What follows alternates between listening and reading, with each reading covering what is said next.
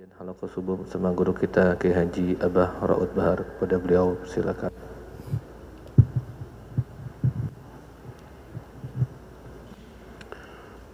Assalamualaikum warahmatullahi wabarakatuh.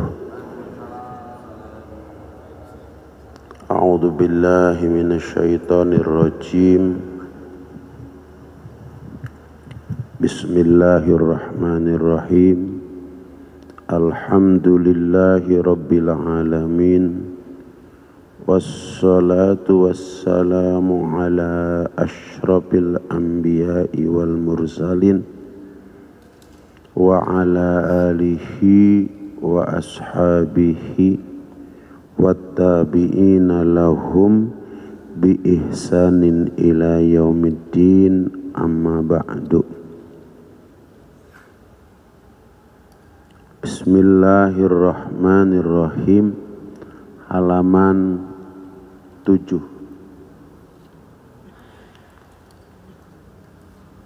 Sebelah kiri paling ujung.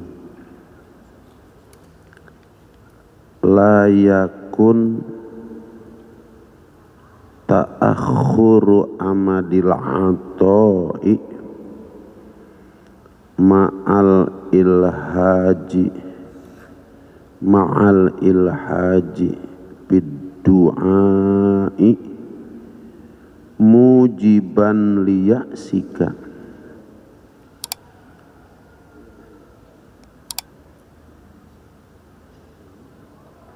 fahuwa dominun lakal ijabah bima yakhtaruhu laka la fima takhtaru linafsika wa bil waqtil ladzi yurid la fil waqtil ladzi turid.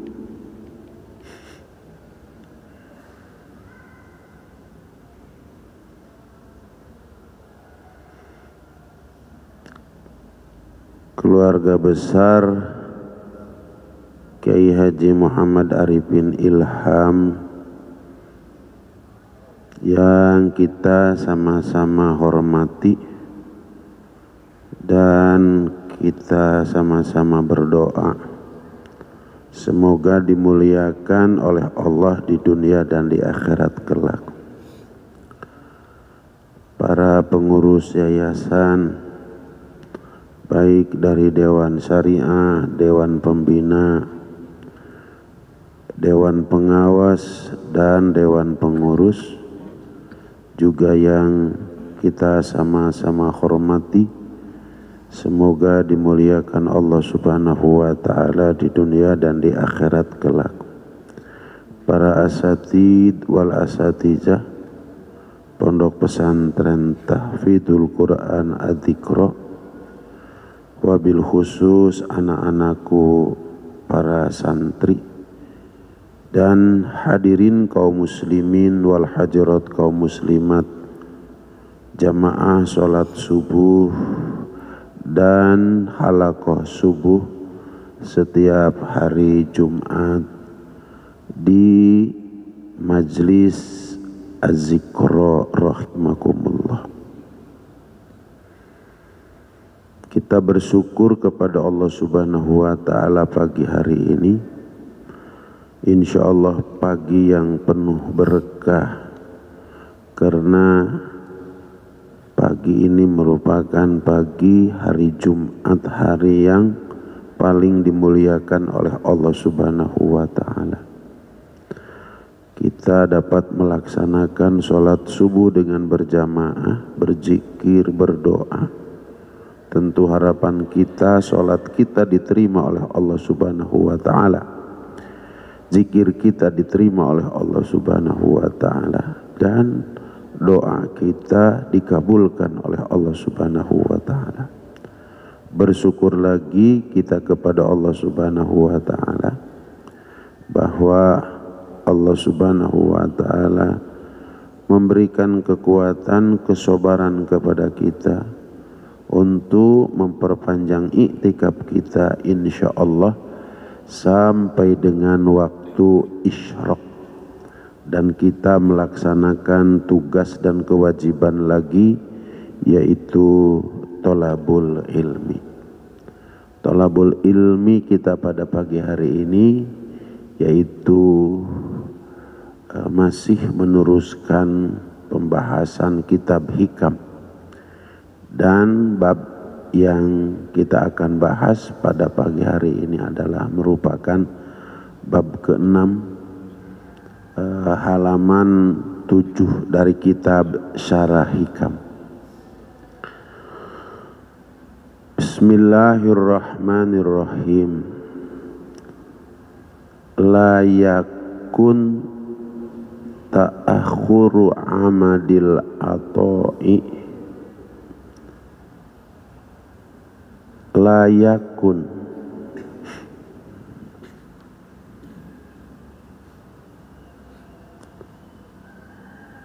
tidak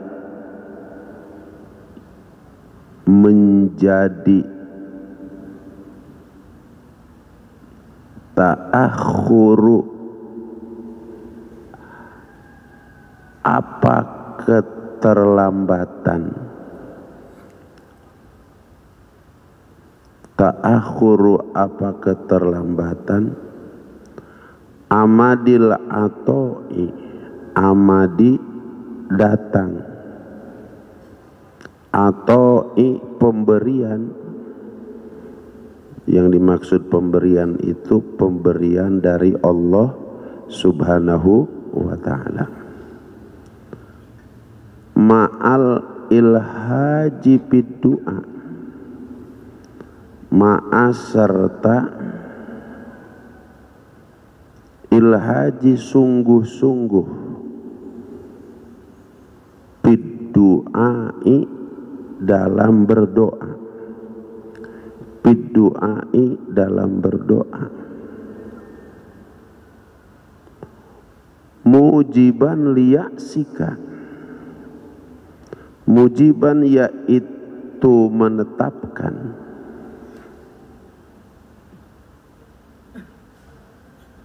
liya'sika kepada putus asa pada dirimu,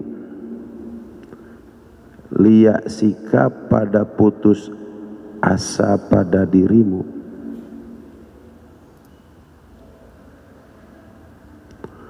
Bahwa maka Allah dominun itu menjamin laka kepadamu al-ijabata untuk mengijabah doa.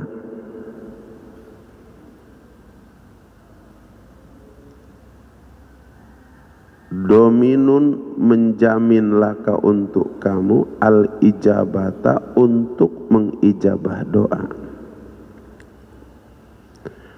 Fima yakhtaruhu laka, fima pada perkara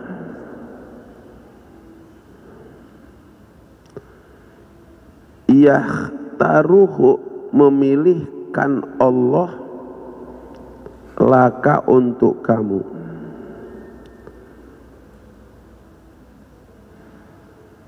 bima pada perkara yakhtaruhu memilihkan Allah laka untuk kamu, la bima takhtaru li nafsika, la bukan bima pada perkara takhtaru memilih kamu, linapsika untuk diri kamu.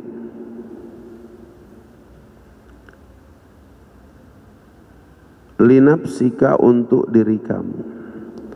Wa fil waqtil ladzi yurid, la fil waqtil ladzi turid. Wa fil waqtil ladzi yurid, dan pada waktu, wapil waktu dan pada waktu, alladzi yurid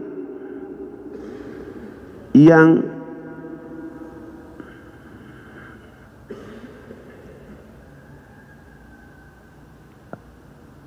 dikehendaki Allah,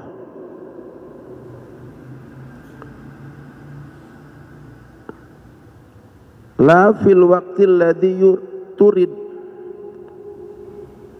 bukan dalam waktu alladzi turid, yang dikehendaki oleh kamu.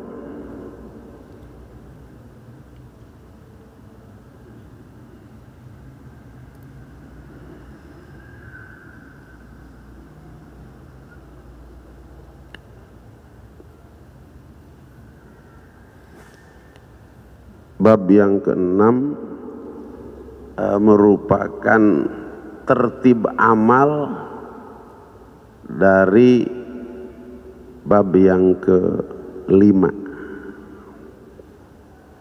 Dalam bab yang kelima itu kemarin sudah kita sama-sama jelaskan bahwa ada kewajiban kita yang datang daripada Allah Subhanahu wa ta'ala, ada jaminan dari Allah Subhanahu wa ta'ala. Kewajiban kita itu ada 3. Yang pertama ibadah, yang kedua dakwah, yang ketiga khalifah. Kemarin sudah. Ini di dalam rangka iyyaka na'budu. Dalam rangka iyyaka na'budu.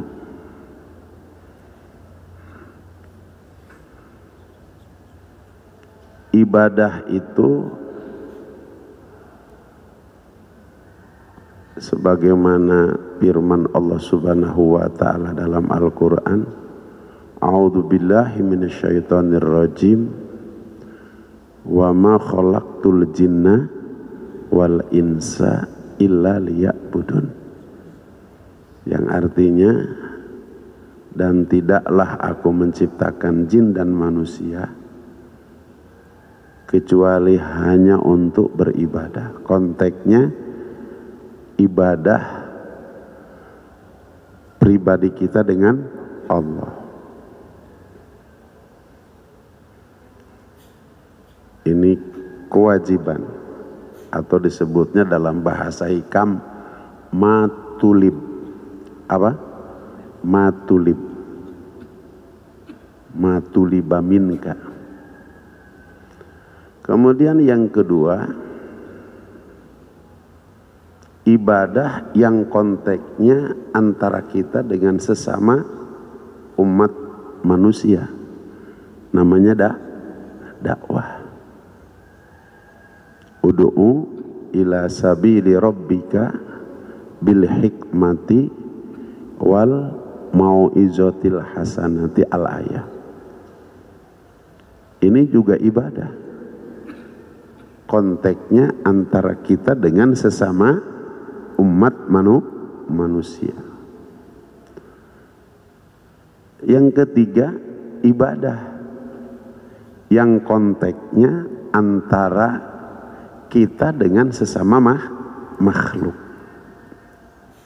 Kemarin sudah Abah ceritakan, ada seorang wanita yang soleh tapi mengurung kucing, tidak dikasih makan, kasih minum sehingga mati.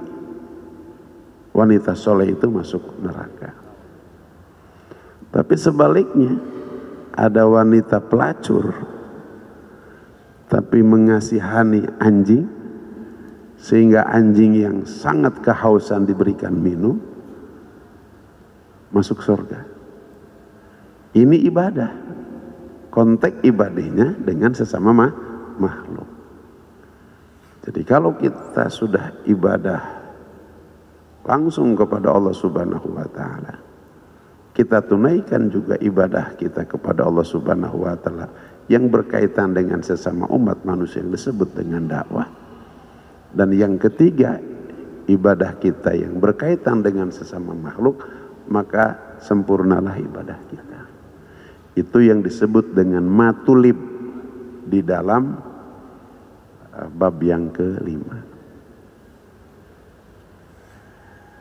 Dan ini yang dikatakan oleh Allah Subhanahu wa taala dalam Al-Qur'an, iyyaka na'budu. Ketika kita konteksnya ibadah langsung kepada Allah, ketika kita ibadah konteksnya dengan sesama umat manusia yang disebut dengan dakwah, ketika kita konteksnya ibadah dengan sesama makhluk, nah kemudian kita ibadahnya ikhlas karena Allah, begitu. Itu yang disebut dengan iyyaka na'budu. Hanya kepada Engkau na'budu kami beribadah. Ulama membaginya, ibadah itu terbagi kepada dua bagian. Ada ibadah mahdoh, ada ibadah goer mahdoh. Yang mahdoh itu langsung kepada Allah, yang goer mahdoh itu tidak langsung kepada Allah tapi berkaitan dengan yang lain. Seperti dengan sesama manusia dan sesama makhluk. Jadi kalau kita bagi, ibadah mahdoh itu satu, di mana kita kepada Allah. Ibadah ghair mahdoh itu dua, di mana kita dengan sesama umat manusia, dan yang kedua dengan sesama makhluk. Ini makalah yang sudah lewat. Begitu. Kenapa harus Abah bahas? Karena ada kaitan dengan makalah yang keenam. Makalah yang keenam itu berkaitan dengan doa. Di dalam surat Al-Fatihah ada iyyaka na'budu, hanya kepada Engkau kami beribadah. Ini adanya pada makalah yang kelima. Wa iyyaka nasta'in, dan hanya kepada Engkau kami mohon pertolongan. Dalam sebuah hadis dinyatakan, fa idzasta'anta fasta'in billah. Apabila kamu mau minta tolong, mintalah tolong hanya kepada Allah. Orang yang beriman itu tidak meminta kepada selain Allah. Hanya minta kepada Allah. Karena orang yang beriman tahu bahwa yang dapat mengabulkan segala sesuatu, setiap permintaan yang diminta oleh orang yang beriman, satu-satunya hanya Allah. Bahkan ketika ada orang yang salah meminta, yang sesungguhnya dia harus meminta kepada Allah Subhanahu wa taala, akan tetapi minta kepada batu, minta kepada gunung, minta kepada kuburan, itu tetap dikasih oleh Allah Subhanahu wa taala walaupun salah minta. Karena pastikan kuburan itu tidak akan bisa memberi. Pastikan bahwa batu, gunung itu tidak bisa memberi. Begitu. Tapi kenapa seolah-olah bahwa gunung bisa memberi, batu bisa memberi menurut orang yang meminta? Padahal itu semuanya yang memberi Allah. Tidak ada yang punya kekuatan untuk mendatangkan sesuatu dari apa yang kita hajatkan, walaupun hanya satu biji nasi, walaupun hanya satu tetes air, kecuali yang mampu mendatangkan hanya Allah. Karena Allah yang menciptakan setiap satu titik atau satu biji nasi, karena Allah Subhanahu wa taala yang menciptakan setiap satu tetes air. Juga yang dapat memberikan kepada orang yang memiliki hajat hanya Allah Subhanahu wa taala. Gunung tidak punya kekuatan untuk bisa memberi. Batu tidak punya kekuatan untuk bisa memberi. Kuburan tidak punya kekuatan untuk memberi. Yang memiliki kekuatan untuk memberi satu-satunya hanya Allah. Makanya orang yang beriman ketika berhajat datangnya kepada Allah. Nah di sebelah sana ada orang-orang yang salah meminta. Tapi karena Allah Subhanahu wa taala begitu pemberi, maka diberi oleh Allah Subhanahu wa taala. Cuma cara memberinya Allah Subhanahu wa taala dengan istidraj. Istidraj. Begitu. Dikasih oleh Allah Subhanahu wa taala, akan tetapi Allah tidak meridhoinya. Allah tidak meridhoinya karena melakukan sesuatu yang salah dalam meminta. Begitu. Jadi orang yang beriman ketika orang-orang non muslim memiliki harta kekayaan, itu harta kekayaannya bukan dari gunung, bukan dari batu, bukan dari kuburan, dari Allah Subhanahu wa taala. Hanya ada cara Allah Subhanahu wa taala memberikan, yaitu cara di mana Allah meridhoi dan di mana Allah Subhanahu wa taala tidak meridhoi, yang disebut dengan istidraj.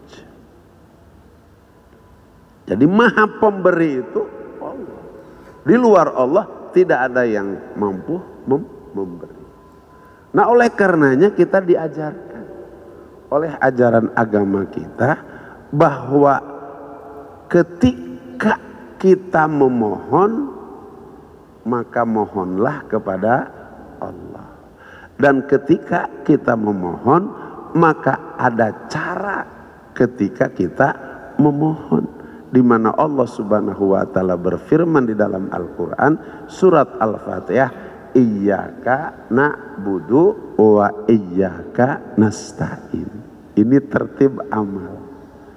Hanya kepada Engkau kami beribadah dan hanya kepada Engkau kami mohon pertolongan.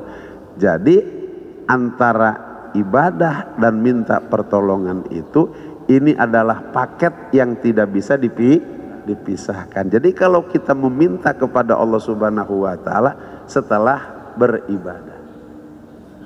Makanya setelah sholat kita berdoa.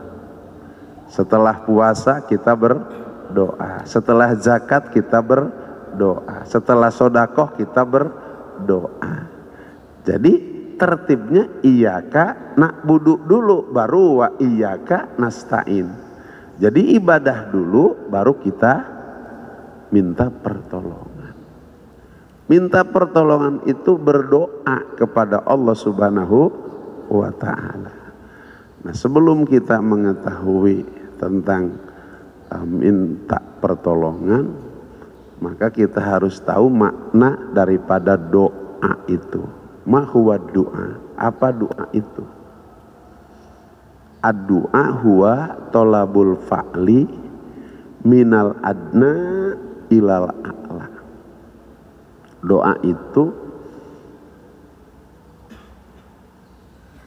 tolabul fa'li, meminta agar Allah Subhanahu wa ta'ala melakukan sesuatu dari adna, seseorang yang sangat lemah, sangat rendah, sangat kotor, ilal a'la, kepada zat yang sangat luhur, sangat tinggi, sangat kuat, sangat kuasa, dan sangat kaya raya. Itu namanya doa. Jadi kalau kita berdoa kemudian tidak menjadikan diri kita paling rendah, paling lemah, paling susah, paling kotor, kemudian meminta kepada zat paling tinggi, paling kaya, paling gagah, paling perkasa, itu disebutnya bukan doa. Begitu. Jadi doa itu harus ada sikap yang merendah, sikap merasa paling kotor, paling lemah. Itu sikap ketika seseorang berdoa. Jadi kalau orang berdoa tidak memiliki sikap itu bukan berdoa. Ini kalau kita melihat makna doa itu sendiri. Jadi oleh karenanya ketika kita ingin berdoa, jadikan diri ini paling kotor, paling lemah, paling hina, sedang meminta kepada zat yang paling suci, paling kuat, paling gagah, paling kaya. Gitu. Sama kalau kita minta kepada, jangankan kepada Allah, kita minta kepada sesama manusia aja begitu. Kalau tidak kita menunjukkan kelemahan, kita tidak menunjukkan kekurangan, lantas orang kira-kira memberi enggak kepada kita? Gitu. Kita mau minta-minta tapi bawa Alphard. Sudah bawa Alphard, saya punya uang banyak, tapi saya minta duit. Bisa nggak kita begitu? Jadi meminta itu harus menunjukkan kelemahan kita, menunjukkan kekotoran kita, menunjukkan dosa kita. Begitu. Ketika kita ingin diampuni dosa, tunjukkan bahwa kita banyak dosa. Ketika kita ingin kaya, tunjukkan bahwa kita sebagai seorang yang miskin. Nah, ini ketika doa ditinjau dari sisi apa namanya, dari sisi maknanya. Kemudian yang kedua, bahwa doa itu syariat. Apa? Syariat. Jadi orang yang beriman itu disyariatkan berdoa kepada Allah Subhanahu wa ta'ala.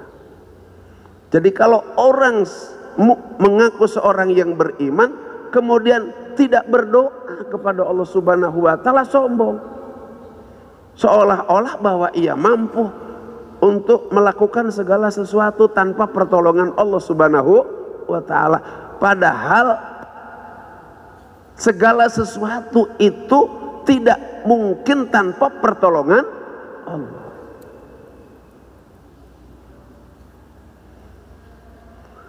Mata bisa berkedip dengan pertolongan Allah. Telinga bisa mendengar dengan pertolongan. Hidung bisa bernapas dengan pertolongan. Mulut bisa berbicara dengan pertolongan. Tangan bisa bekerja dengan pertolongan Allah. Kaki berjalan, berlari dengan pertolongan. Segala sesuatu semuanya dengan pertolongan Allah. La haula wala quwwata illa billahil aliyil. Oleh karenanya doa adalah merupakan syariat. Seperti apa Allah mensyariatkan doa?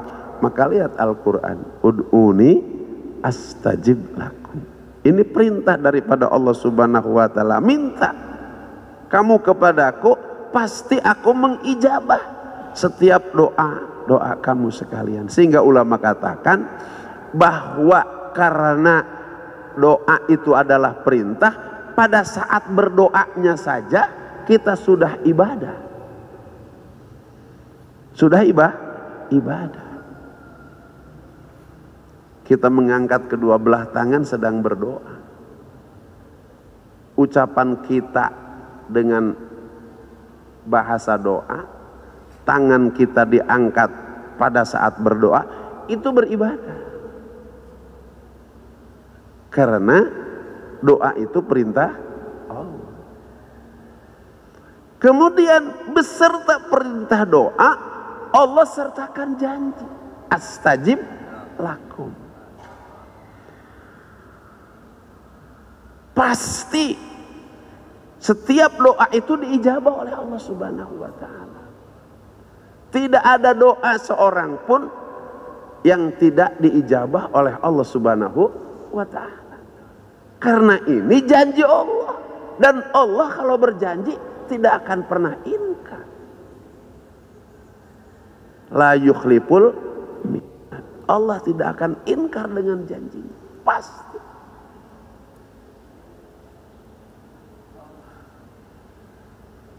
Akan tetapi untuk perkara ijabah dan waktu ijabah itu hak prerogatif Allah. Ini baru mau masuk nih kepada bab yang ke-6. Akan tetapi perkara ijabah, perkara dan waktu ijabah itu hak prerogatif Allah. Karena Allah yang paling tahu terhadap maslahat dan mafsadat perkara yang diijabahi dan waktu ijabah. Allah yang paling tahu. Oleh karenanya kata Syekh Ibnu Athaillah, la yakun ta'akhuru amadil atoi ma'al ilhaji fid du'a mujiban liya sika. Jangan pernah ada ketika kita berdoa kepada Allah Subhanahu wa ta'ala, padahal doa kita ma'al ilhaj, sempurna doa kita. Bagaimana tidak sempurna? Yang doanya santri pondok pesantren tahfizul Quran adzikro yang sudah ngaji tentang doa, tahu makna doa, bahwa doa itu adalah permohonan seorang yang sangat rendah, kotor, hina kepada Zat yang maha suci, maha tinggi, maha kaya. Tahu, sehingga pada saat berdoa sungguh-sungguh melakukan doa sesuai dengan makna doa. Dan iyyaka na'budu wa iyyaka nasta'in, pada saat berdoa pun ia setelah beribadah kepada Allah, setelah sholat 5 waktu, setelah sholat duha, setelah sholat tahajud, setelah ibadah-ibadah kepada Allah Subhanahu wa ta'ala, tahu kapan ia harus berdoa. Ini yang dimaksud ma'al ilhaji fid du'a. Dan kemudian ia yakin kepada Allah Subhanahu wa ta'ala bahwa doanya itu adalah diijabah oleh Allah Subhanahu wa ta'ala. Kemudian ia susun tertib doa, di mana pakai bismillah dulu, alhamdulillah dulu, kemudian pakai baca sholawat, karena doa yang tidak baca sholawat tidak akan diterima oleh Allah. Susunan doanya tertib, bagus begitu. Jangan sampai ketika Allah Subhanahu wa ta'ala melambatkan doa, melambatkan ijabah doa, kemudian kamu menganggap bahwa ragu terhadap doa ijabah, ragu terhadap ijabah Allah Subhanahu wa ta'ala. Mujiban liya'sika, membuat keputusan pada dirimu, kamu ragu terhadap Allah.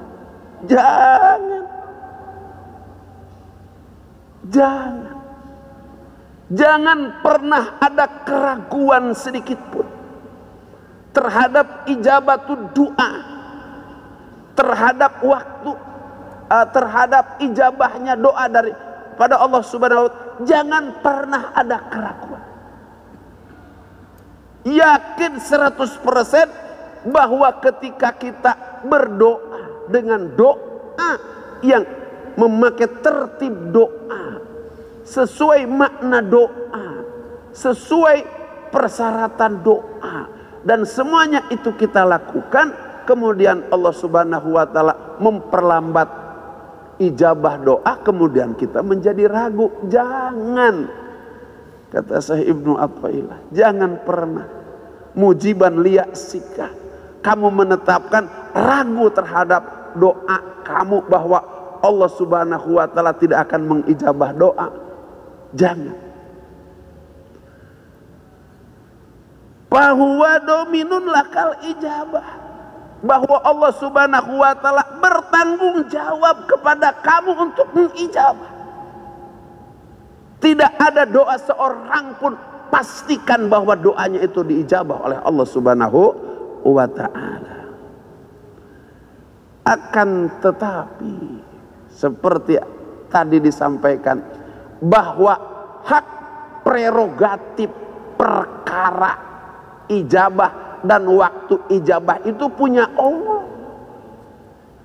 Karena Allah Subhanahu wa ta'ala yang paling tahu tentang maslahat dan mafsadatnya ijabah doa dan waktu doa. Makanya Allah Subhanahu wa ta'ala yahtaruhu laka. Perhatikan ini, yahtaruhu laka. Allah memilihkan ijabah yang terbaik buat kamu.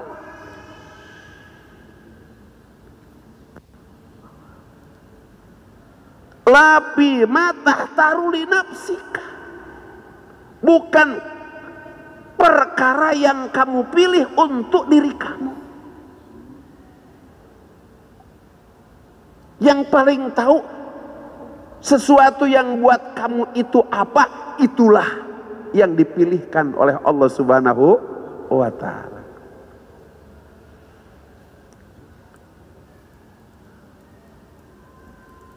Lapi matah taruli nafsika, bukan pada pilihan kamu untuk kamu, bukan, tapi berdasarkan pilihan Allah untuk kamu.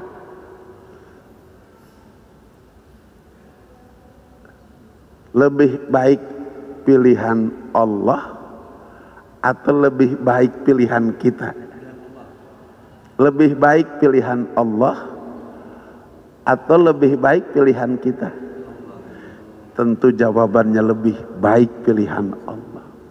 Karena Allah yang paling tahu maslahat dan mafsadat sesuatu untuk kita. Contoh, kita minta rumah, kita minta istri cantik, kita minta kendaraan.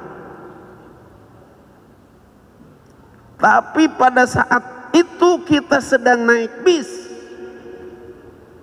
Bis itu berada di jurang.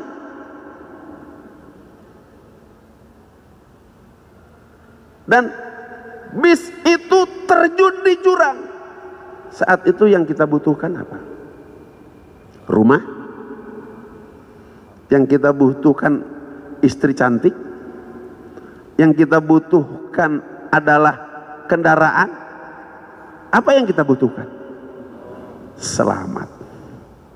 Yang kita butuhkan selamat. Apa rumah? Buat apa istri cantik? Buat apa kendaraan? Tapi kita mati beserta terjunnya bis ke jurang. Rumah ada, kemudian istri cantik ada, kemudian kendaraan ada, tapi kitanya mati. Bima yahtaruhu laka, Allah memilih untuk kamu karena pada saat itu itulah yang kamu butuhkan. Lapima tahtaruli nafsika, bukan pilihan kamu.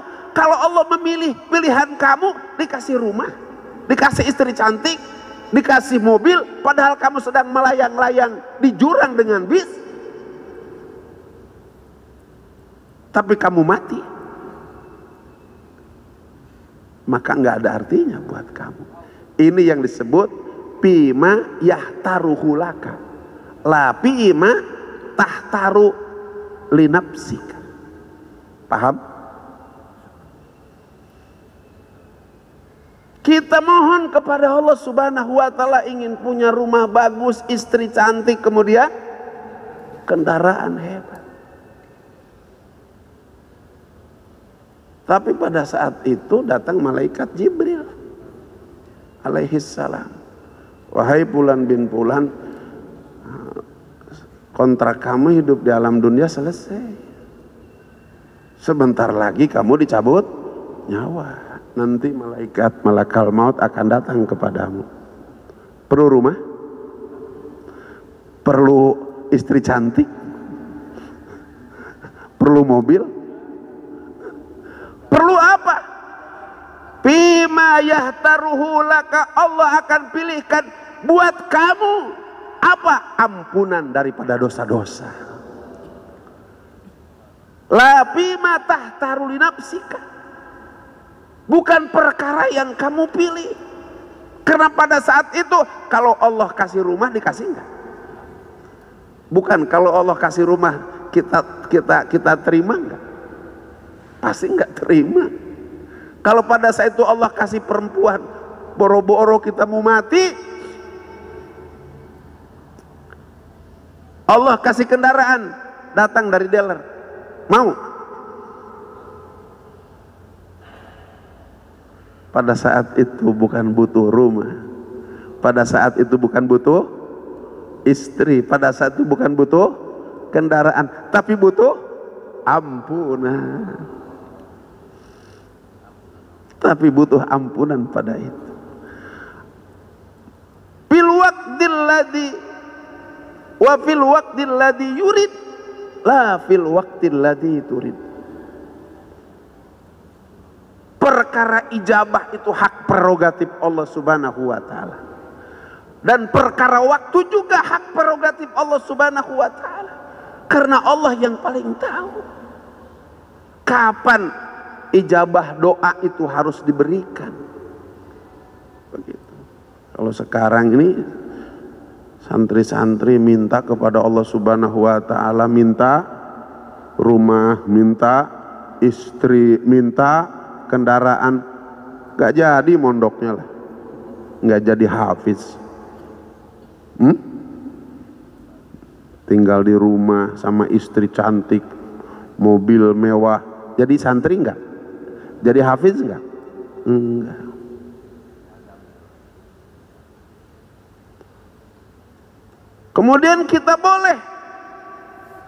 Kemudian kita jangan berdoa minta rumah, tidak boleh berdoa minta istri cantik, tidak boleh berdoa minta minta kendaraan. Boleh. Minta, ya Allah, pengen rumah ya Allah. Ya Allah, pengen istri cantik ya Allah. Ya Allah, pengen kendaraan. Minta. Tapi waktunya ditentukan oleh Allah Subhanahu wa taala. Fil waqtil ladzi yurid, la fil waqtil ladzi turid.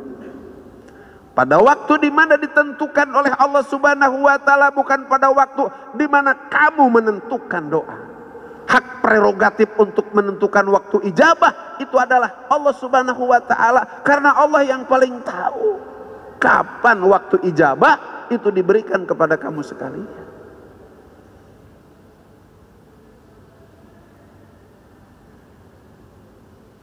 Ijabatul doa itu ada 3, di mana Allah Subhanahu wa taala cara mengijabah setiap seseorang berdoa.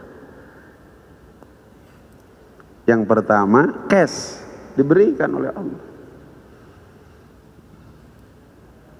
Banyak orang yang berdoa kemudian langsung diberi oleh Allah Subhanahu. Karena itulah memang pilihan Allah Subhanahu wa taala. Sesuai dengan keinginannya, bukan keinginan dia. Keinginan dia sesuai dengan keinginan Allah. Yang kedua, ditangguhkan di dunia, bahkan ditangguhkan sampai di akhirat, karena hanya Allah yang tahu tentang sempurna atau tidaknya amal seseorang. Kalau menurut Allah ini tidak bisa dikabulkan di dunia, nanti saja di akhirat, untuk tambah amal kebaikan di akhirat, maka dikabulkannya nanti di akhirat. Yang ketiga, diganti.